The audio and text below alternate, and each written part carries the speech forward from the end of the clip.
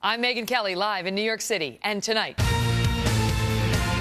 breaking news tonight on our nation's vets and how Congress just reneged on a very big promise. Plus, make no mistake, we will bring to justice the killers who attacked our people. You just saw The Factor breaking down the big Benghazi news, but how did the rest of the media cover it? Bernie Goldberg is here. And then, tell Senator Shaheen. Tell Kay Hagan. Tell Congressman Barber. Tell Congressman Braley. Obamacare is hurting. Some Democrats facing a new political ad assault so fierce that the New York Times is now warning this could tip the midterms. We'll show you why tonight on The Kelly File. And breaking tonight, the Senate Intelligence Committee today releasing a scathing report on the terror attack in Benghazi. And the bipartisan report points the finger of blame directly at Hillary Clinton's State Department for the failures leading up to the death of 4 Americans. Welcome to the Kelly File, everyone. A busy night tonight. The report is out and the findings are clear. A 15-month review determines that not only were al-Qaeda groups behind the attack on September 11, 2012, contrary to what the White House and the New York Times told the world, but that it could and should have been prevented. The report concludes as follows. This is a quote. The failures of Benghazi can be summed up this way. The Americans serving in Libya were vulnerable. The State Department knew they were vulnerable, and no one in the administration really did anything about it. The intelligence community does not collect intelligence about threats in our security in dangerous places so it can be ignored by senior decision makers. Yet the intelligence and warnings from the field were met by this administration with a deafening silence. The 4 Americans who perished in Benghazi deserved better from their country. That is from Democrats and Republicans alike. Our chief intelligence correspondent, Catherine Herridge, with the very latest now. Catherine. Well, thank you, Megyn. This new Senate report blows apart claims that the Benghazi attack was the work of local extremists with no formal terrorist connections. Several al-Qaeda members emerged as kind of leaders of the pack. So I can say with complete confidence that al-Qaeda was involved in it. The report concludes that a former Guantanamo detainee, Sufyan bin Kumu, first identified by Fox News as a suspect 16 months ago, was involved in the planning. The Senate committee also sought a State Department classified cable, first reported by Fox News as well, that summarized an emergency meeting in Benghazi 1 month before the assault, which warned al-Qaeda training camps were operating and the consulate could not defend against a coordinated attack. Well, they resisted for a long time in providing it to us, but at the end of the day, we did secure the cable. And the senator told us it's part of a pattern where the State Department continues to block access to witnesses and documents that should explain whether a White House meeting on the day of the assault, believed to include then Defense Secretary Panetta, Secretary of State Clinton, the Vice President, and briefly President Obama, set the marching orders for explaining the attack. No, we weren't. We've been stonewalled on that question. We've asked time and again, who was in the meeting and what was the substance of that meeting? And we have not gotten answers to that. The Democratic head of the committee, Senator Dianne Feinstein, says she hopes the report will put to rest the conspiracy theories and political accusations. White House Press Secretary Jay Carney says the findings reinforce what other investigations have found, but Carney failed to address one of the most significant findings, that Benghazi was an al-Qaeda-led event. Megyn. Catherine, thank you. You're welcome. This is the second shoe, a major one, to drop in the Benghazi investigation this week. On Monday, as we told you, once classified testimony was revealed, proving that this administration knew that this was a terrorist attack from day one, despite their refusal to admit that fact. We learned on Monday that in a 2013 hearing, General Carter Ham, who was at the time the head of AFRICOM, which oversees Libya, told a congressional committee, quote, I think at the command, I personally, and I think the command, very quickly got to the point that this was not a demonstration. This was a terrorist attack. A congressman followed up, and you would have advised as such if asked. Would that be correct? General Ham replied, well, and with General Dempsey and Secretary Panetta, that is the nature of the conversation we had. Yes, sir. He's referring there to the then Defense Secretary, Leon Panetta, and General Dempsey, the chairman of the Joint Chiefs, who were on their way to meet with President Obama moments after they spoke with General Ham, as the attack was still in full swing. Mr. Panetta later testified that he was the one, indeed, of course, who informed the president that this was an attack underway, adding, Mr. Panetta did, that there was no question in his mind, Mr. Panetta's, that it was, quote, a terrorist attack. Despite all of that we've now learned and seen in writing this week, this is what we heard from the president and his team for weeks after. There's no doubt that the kind of weapons that were used, the ongoing assault, that it wasn't just a mob action.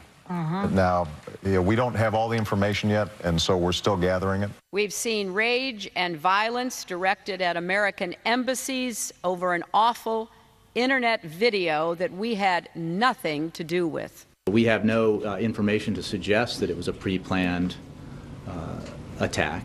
The unrest we've seen around the region has been in reaction to a video. In fact, this was not a pre-planned, premeditated attack.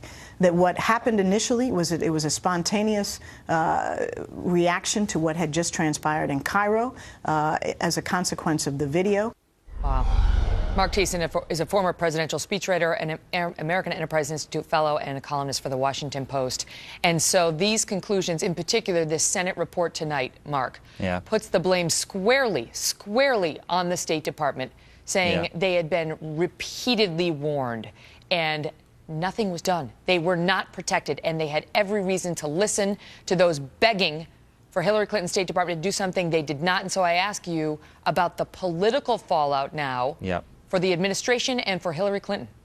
Yeah, this is devastating for Hillary Clinton. I mean, this is a bipartisan report. So it's her own members of her own party are saying that she was repeatedly warned and that this attack was completely preventable. And the Intelligence Committee gave us all the information we needed, that there was something was going to happen and that we needed to fortify that embassy and that consulate area. And we did, and they didn't do it. Now, recall that Hillary Clinton was the one who campaigned against Barack Obama with that famous 3 a.m. phone call ad, that she would be the one ready to answer the call at 3 a.m. Well, you know what? The phone was ringing and ringing and ringing and ringing for months, and she never answered the call. So that is absolutely devastating for Hillary Clinton. They have said, okay, well, we don't know whether Hillary Clinton knew. Maybe just her minions knew, or the people who reported to her knew, but didn't tell her.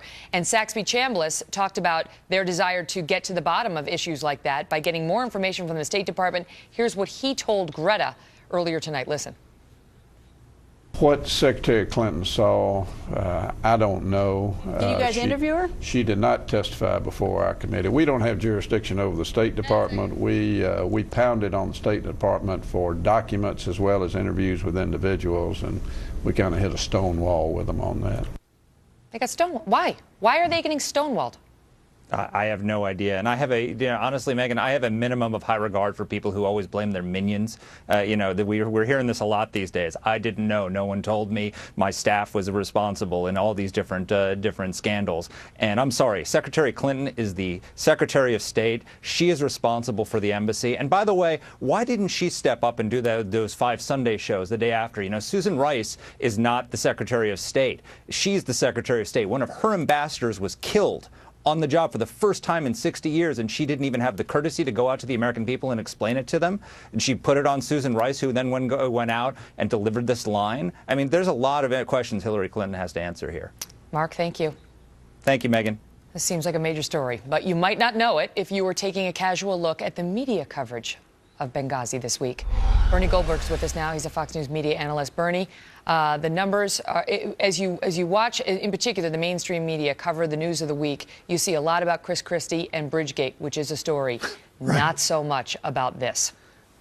Absolutely true. So what we know for certain, thanks to James Rosen's reporting, he broke that story, that the Secretary of Defense and the chairman of the Joint Chiefs told Barack Obama minutes after the attack in Benghazi started that it was a terrorist attack. So what happened after that, as your montage showed? Susan Rice went out on all the talk shows and gave this fairy tale version that it was an anti-Muslim video.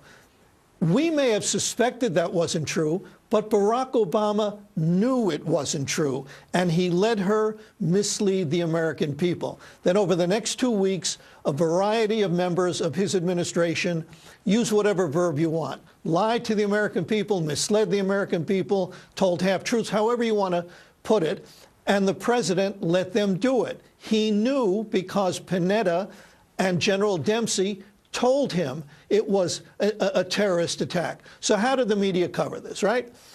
35 minutes on the networks on Monday and Tuesday when this story broke, 35 minutes on the George Washington Bridge traffic jam, and zero time on Benghazi, and no major newspaper covered it either. Now, one thing I know for sure, even though it isn't even speculation, we all know for sure. If George Bush were president and he misled the American people for several weeks and his administration did, that would get some play in the media and on television. And I understand, obviously, we're talking about President Obama and his administration, but we're also talking about Chris Christie and Hillary Clinton, who we believe are the likely frontrunners for, the next presidential post. So Chris Christie gets a lot of coverage for Bridgegate, but what about Hillary Clinton and how this reflects on her? That's a very important question, and I'm not so sure I agree with your previous guest who said Hillary Clinton is in a lot of trouble. She ought to be in a lot of trouble. I agree with that, but a lot's going to depend on how the so-called mainstream media deal with this. Now, as I say, they're not going to ignore this story that came out today, the Senate report. That's much too big a story to play down or ignore. And that report blames the State Department. But let's see what happens in editorials and in commentary and columns. And so let's see how journalists, so-called mainstream journalists, handle this with respect to Hillary. Are they going to go after her as being responsible since she headed up the State Department? Or are they going to cover for her because of what you said, because 2016? So far, Bernie, the Bridge scandal is not tied directly to Christie. It's the people who work for Christie. So far, the State Department Benghazi thing has not yet been tied directly to Hillary Clinton, the people who work for her. And so shouldn't there be an equal approach in going after it with fervor on both sides? There should, but the reason the media isn't worried about being even-handed is because they know the American people really don't care about Benghazi. I don't mean the people watching us tonight. They care. Look, half the people in the United States think Benghazi is the latest hotspot over here on South Beach. But everybody cares about traffic jams. That's how shallow a lot of the American people are. So traffic is going to get 35 minutes on the networks on Monday and Tuesday, and the Benghazi report that said the President of the United States misled us for several weeks because he knew it was a terrorist. That gets no play. And then went to Vegas. The American people shouldn't get off too easy on that. That he was told by Leon Panetta that it was a terrorist attack as it was happening, and then went to Vegas on a campaign fundraiser. I got to run. I'm glad. We got way more than we can fit into the show tonight, Bernie. Thanks so much for being here. Right.